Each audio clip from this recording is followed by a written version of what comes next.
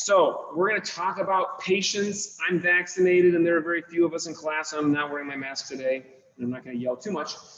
I'll go ahead and put my mic up to make sure you guys can hear me. So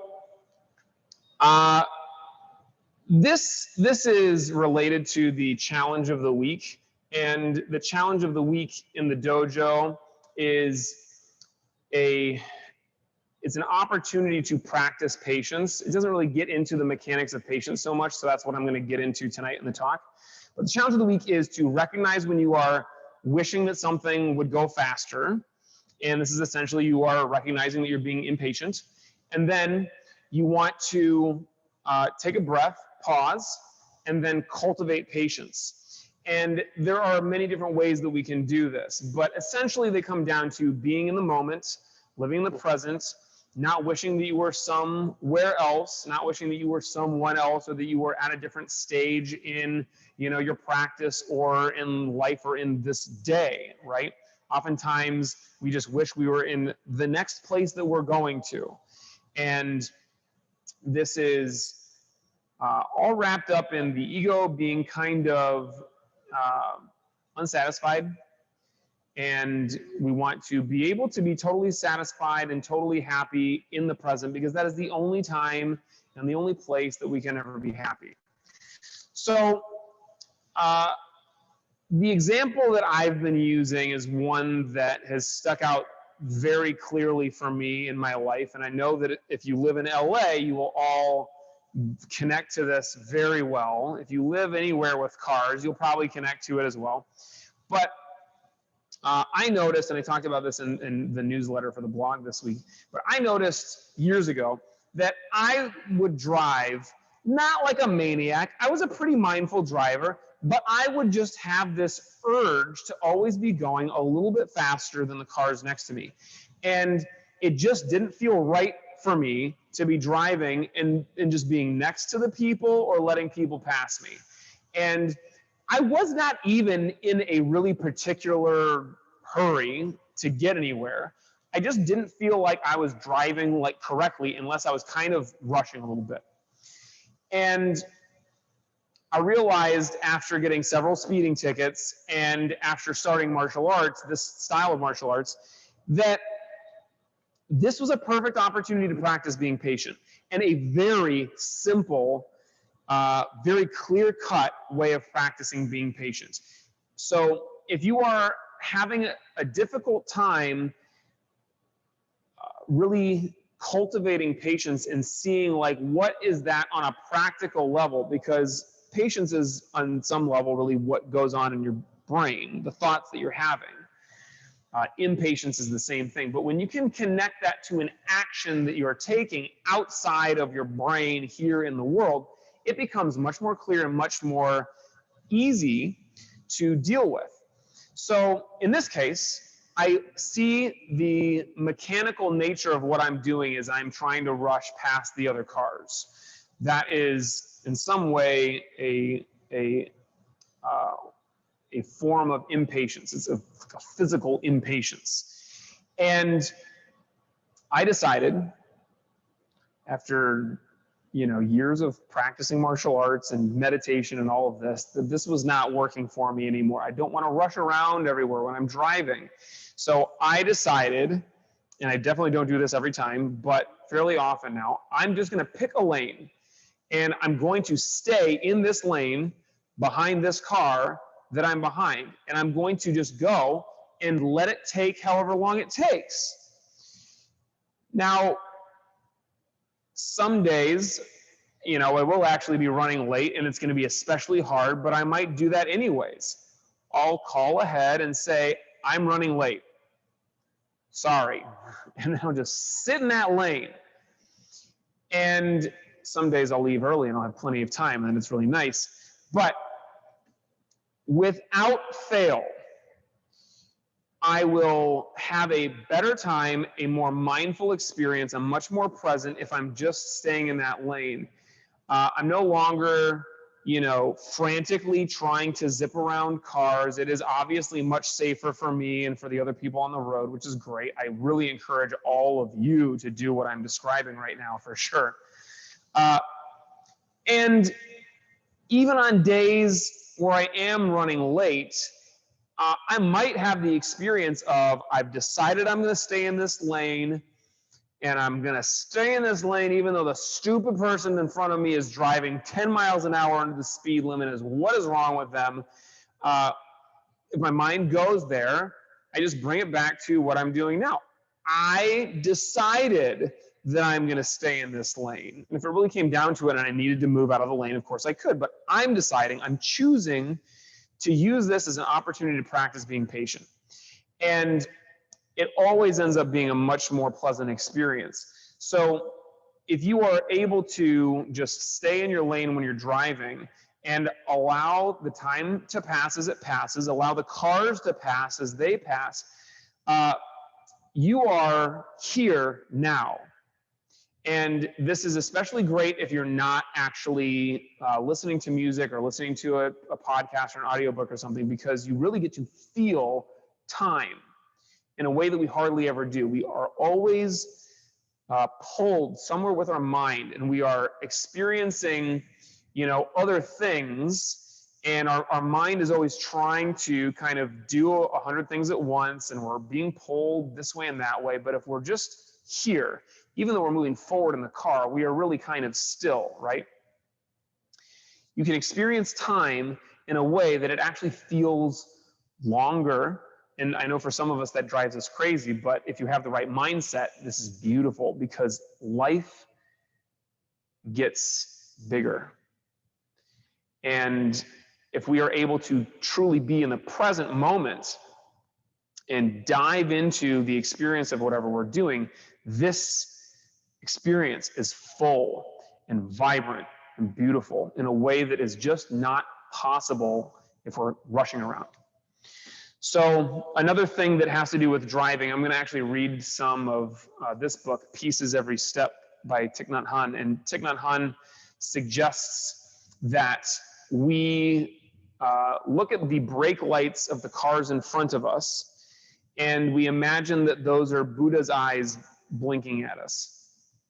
And I love this because you don't have to be Buddhist. You understand who Buddha is. Buddha's not like in a big hurry all the time. He's famous for sitting under a tree for a long time.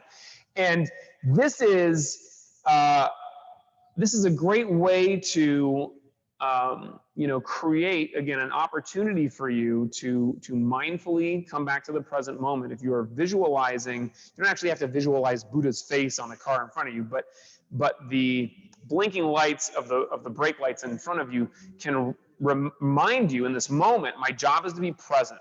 My job is to be more like the Buddha. I'm going to try to be just totally here, totally now. I'm not trying to be anywhere else. And this is what meditation is, right? Meditation is being here, now. There is nowhere else to go.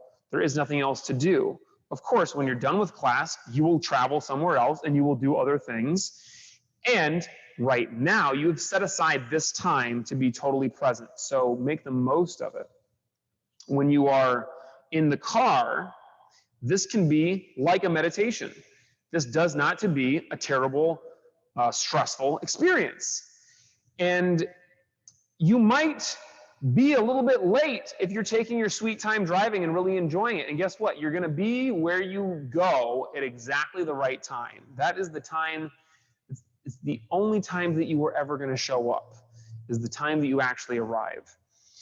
I am really big on letting people know I'm going to be late, because then it allows me to just be there and not have the stress of trying to rush and like worried about it. But really what that comes from, and I'm kind of getting off on a tangent here, is when we get really stressed out about being late, for most of us, it's about thinking that we're not really worth people waiting for. We think like, oh, they're going to really be upset that they had to wait for me, and I'm not good enough for them to wait for. Yes, you are. You are absolutely 100% perfect in the highest, form of light and humanity. You are well worth waiting for. So when you're in your car, chill out. It's okay if you're 5 minutes late. And that 5 minutes that you choose to dive into the drive and enjoy it is going to make life just that much more full, memorable, colorful. So I'm going to talk a little bit from Pieces Every Step. And the first one is a selection called Present Moment, Wonderful Moment. So he says, in our busy society, it is a great fortune to breathe consciously from time to time. We practice conscious breathing not only while sitting in a meditation room, but also while working at the office or at home, when driving a car, sitting on a bus, wherever we are, at any time throughout the day.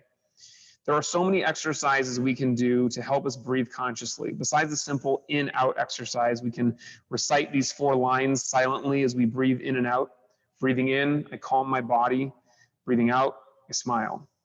Dwelling in the present moment, I know this is a wonderful moment. This is actually a mantra. This is a phrase that he's repeating as he breathes. And he goes on to explain this. Breathing in, I calm my body. Reciting this line is like drinking a glass of cool lemonade on a hot day. You can feel the coolness permeate your body. When I breathe in and recite this line, I actually feel my breath calming my body and mind. Breathing out, I smile. You know, a smile can relax hundreds of muscles in your face. Wearing a smile on your face is a sign that you are a master of yourself. I really like that line. You might very often not be in the mood to smile, and you might even not be in an appropriate situation to smile, but you can still smile. You can choose to smile. And of course, that will probably make you happy. It will relax you and relieve stress. But mastery over yourself is on some level doing the things that you don't feel like doing, still being able to do those things, right? Smiling. A simple smile when you don't feel like it. This is self-mastery. I know this is a wonderful moment. It is a joy to sit stable and at ease and return to our breathing, our smiling, our true nature. Our appointment with life is in the present moment. If we do not have peace and joy right now, when will we have peace and joy? Tomorrow? After tomorrow? What is preventing us from being happy right now? As we follow our breathing, we can say simply, calming, smiling, present moment, wonderful moment. This exercise is not just for beginners. Many of us who have practiced meditation and conscious breathing for 40 or 50 years continue to practice in the same way because of this kind of exercise, because this kind of exercise is so important and so easy. This is a specific way to pull yourself into the moment. So we talk about focusing on the breath all the time. Our style of meditation, this sitting meditation where you're bringing your mind consciously back to the breath and trying to hold your focus on the breath for as long as possible, as deeply as possible, focused on the breath, is a wonderful opportunity and exercise to being present and being patient. If you think about it, which you shouldn't be doing when you're meditating, but if you think about meditation from the outside, each breath that you take is the only time that you'll ever take that breath. Each breath is precious, sacred, holy. Each breath is like you are taking in the entire universe. Each moment that you connect to the breath is like an entire lifetime of consciousness and awareness. And many people, very unfortunately, unless they're in some kind of a dire physical state, they don't pay attention to the breath and they don't really experience the moment in that way. So anytime that we can connect to the breath, this very mundane, not even every day, but like every second we are breathing, if we connect to the breath, this allows us to be totally patient because there's nothing else to do in that moment except breathe. In fact, I know that right now, as long as I breathe, I will still be alive in the next moment. So I don't have to do anything right now. I can do that thing later. This moment is for the breath. And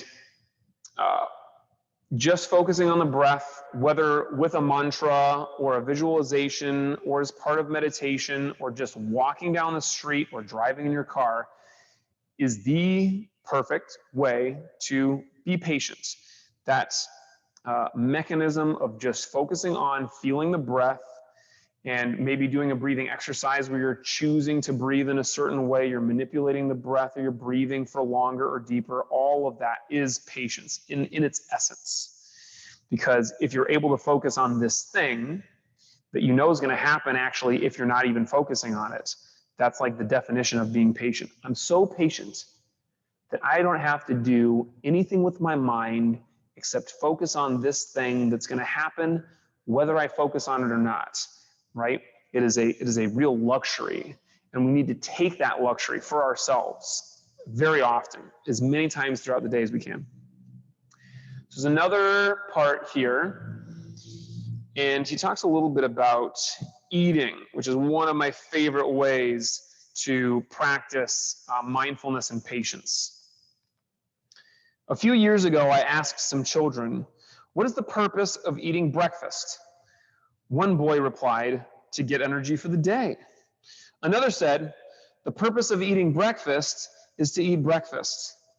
I think the second child is more correct. The purpose of eating is to eat. This is a very simple, incredibly wise, and incredibly profound thing.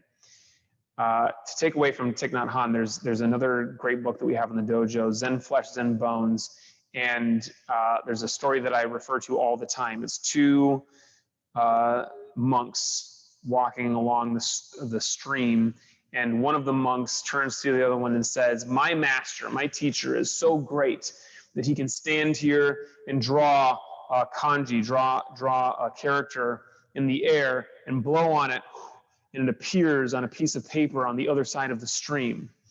And the second monk looks at him and he says, "It's pretty impressive. My master is so great that he drinks when he's thirsty, he sleeps when he's tired, and he eats when he's hungry." And he doesn't just mean that, like, I get hungry, I got to eat something now. He means that he eats, like that's all that he does. And when he sleeps, that's all that he does.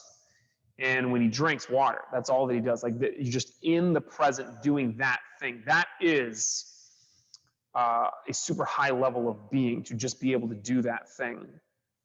And it's difficult for us because there are so many things for our minds to grab onto. So to just eat mindfully is so beneficial. Eating a meal in mindfulness is an important practice. We turn off the TV, put down our newspaper, and work together for 5 or 10 minutes, setting the table and finishing whatever needs to be done. So this is like in a communal space, but it could be at home with a family or by yourself. During these few minutes, we can be very happy. When the food is on the table and everyone is seated, we practice breathing. Breathing in, I calm my body. Breathing out, I smile 3 times. We can recover ourselves completely after 3 breaths like this. Now, that's a pretty big promise, to be able to recover yourself and just be totally present after 3 breaths. I really suggest that we try this. And he goes on, "Then we look at each person as we breathe in and out in order to be in touch with ourselves and everyone at this table. We don't need 2 hours to see another person. If we are really settled within ourselves, we only need to look for 1 or 2 seconds, and that is enough to see. I think that if a family has 5 members, only about 5 or 10 seconds are needed to practice this looking and seeing. It's easy math. After breathing, we smile. Sitting at the table with other people, we have a chance to offer an authentic smile of friendship and understanding. It is very easy, but not very many people do it. To me, this is the most important practice. We look at each person and smile at him or her. Breathing and smiling together is a very important practice. If the people in a household cannot smile at each other, the situation is very dangerous. I like that, but that's true. You got to be able to smile at each other. Even if you don't feel like it, just smile, and the tension will melt, at least for a little bit. After breathing and smiling, now we're going to get down to eating. We look down at the food in a way that allows the food to become real. The food reveals our connection with the earth. Each bite contains the life of the sun and the earth. The extent to which our food reveals itself depends on us. We can see and taste the whole universe in a piece of bread. Contemplating our food for a few seconds before eating, and eating in mindfulness, can bring us much happiness. So he spends a lot of time talking about how you would do this if you were around people, but I love doing this by myself, and it's actually quite difficult to do this practice in full if not everybody else is on board. It would be wonderful, and I really really highly encourage you guys to try to create this practice at home with the people that you're eating with, even if you just go out to lunch with somebody. And they might think that it's a little bit of a weird thing, but if you explain it in this way, I think that everyone will enjoy it and be totally present. But you can do this by yourself. So you can do the same breathing. You can take your time to really be there before, put a smile on your face, relax, and then look at your food. Look at it, smell it, take in the colors. When you take the first bite, you're not shoveling it in and just trying to get it down as fast as you can. And I know people, I have good friends of mine who have worked hard. They've trained themselves to not enjoy food because they just want to treat it as fuel so that they don't kind of, get overweight. They don't eat too much. I think that actually the opposite will help us, because if we eat slowly and we are present and we contemplate each bite, we're going to get full more quickly compared to the amount of food that we are ingesting. So this is a great practice for just health reasons. But to use each bite of food, it's a fairly mundane thing. We do it multiple times a day unless you're fasting. And to use each bite as an opportunity to practice being patient. I'm here with this bite right now. I don't need to rush through this one to get to the next one. And maybe I'm eating multiple things, and maybe this bite of food I don't really like as much as I think I'm going to like the next one. Okay, but this bite, this is the bite. This bite has the whole universe in it. This bite has your whole life in it. If you are here with it, this bite could be literally the most delicious bite of food that you have in your entire life. And it might be just like, I don't know, whatever you don't really like that much. For me, it's like baked beans. Okay, this is baked beans. Who cares? But with the right mindset, we will experience this bite of baked beans like it is the most incredible thing ever. And you think, I've heard of this book. I haven't read it, but there's a book of, I think, people's last meals. Or maybe this was a concept that somebody was working on. But I like the idea of like asking people, what is your last meal? If you get to choose the last thing to have, what would it be? And people start naming off all these things that they would love. And it's just like a gluttonous thing, right? But your last meal, if you're in the wrong mindset, I don't care if you're eating caviar and lobster or whatever you like, soy cheese, it's all good. If you are not present because you're thinking about, I'm about to die, you're not going to enjoy that meal at all. And the brilliance of this is we don't have to be dying to enjoy a meal as if it were our last, or to enjoy each breath as if it were our last, or to be in this meditation as if it were our last. We want to treat it like that, because certainly some meal will be the last meal that you ever have. Some bite of food will be the last bite that you ever have, especially if you're really eating it very quickly and then you choke to death on it. But to be present with it as if this is your last opportunity to really enjoy, without the baggage of, oh, this is it and nothing else. I'm not going to be able to enjoy anything else ever again because I'm going to die. So just be with the present of it and fully with each bite. I used to wake up every day when I was practicing martial arts with my Sifu as a beginner and white sash. I was only practicing with him for a couple of months, and I would be eating cereal. Every day I wake up and I'd pour cereal. And around the time that I started practicing martial arts, I thought, I'm going to just be an artist of cereal. And I started mixing and matching different cereals with different textures and tastes. And it became like, this is cereal that I'm talking about. It came super exciting. It was one of my favorite parts of the entire day. I poured the milk in, and I'm paying attention to how the milk kind of, covers every piece. And then I take the bite and I look at it and I smell it and I chewing on it, and this like just explosion of sensory input was incredible. And the first time that I did it, it was an absolutely life-altering experience. And it was something that I then tried to take into everything else that I could. I cannot speak highly enough about this. Does not matter what you're eating. You have the mindset of being patient with each bite and diving into each one. This is a wonderful way to cultivate patience for sure. There is another book that we also have at the dojo. It's called Hagakure. This is the Book of the Samurai. And there is a movie called Hagakure, which is, related. It's in samurai times, but it's not really about this Book of the Samurai. A movie that more closely follows this book is actually called Ghost Dog, starring, oh man, I'm forgetting his name. He's such a good actor. It's going to drive me crazy. Look it up real quick. Tell me who's in Ghost Dog.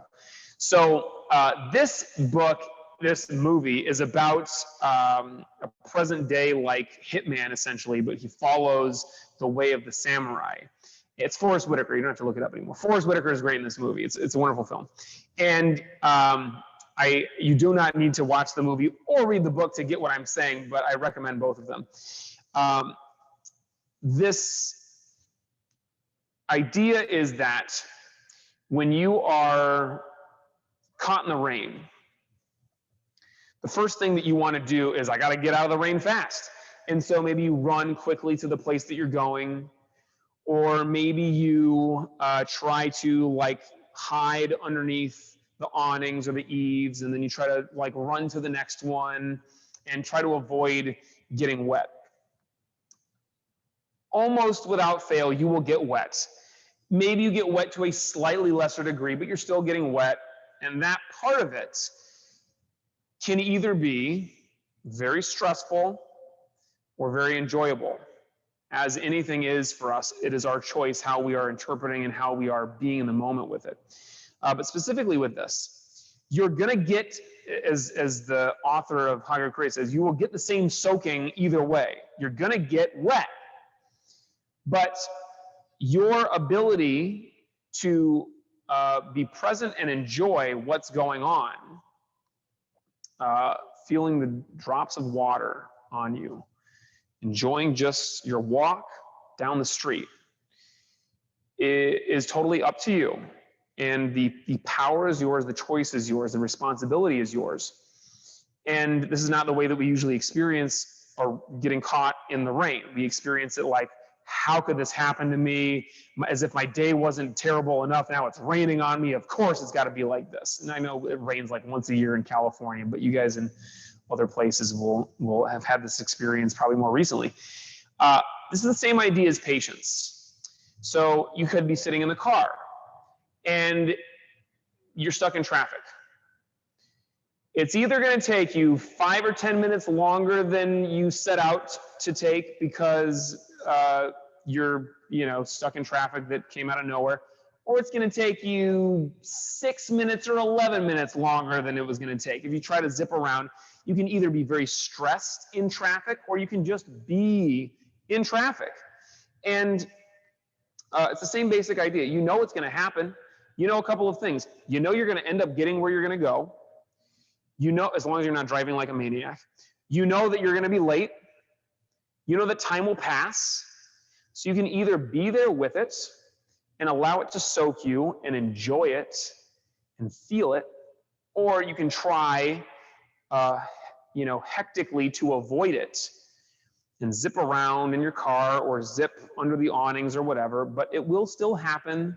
The time will pass and you will arrive at where you are arriving and you will still get wet and you will still be late. And that is life. Life is this moment, whether you're late or not, whether you are where you want to be right now or not. This place is the only place that you can be. This moment in time is the only place that you can be.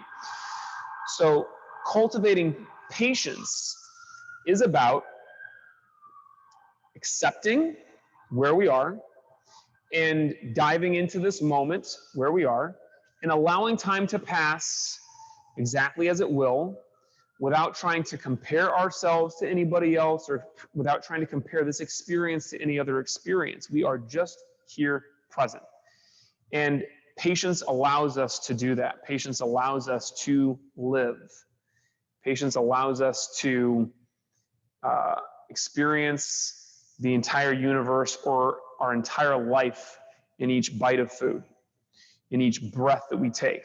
So in meditation, this is what we're going to do tonight. Experience all of creation and all of time, infinity in each breath. This is what patience is. This is what meditation is. Sit comfortably.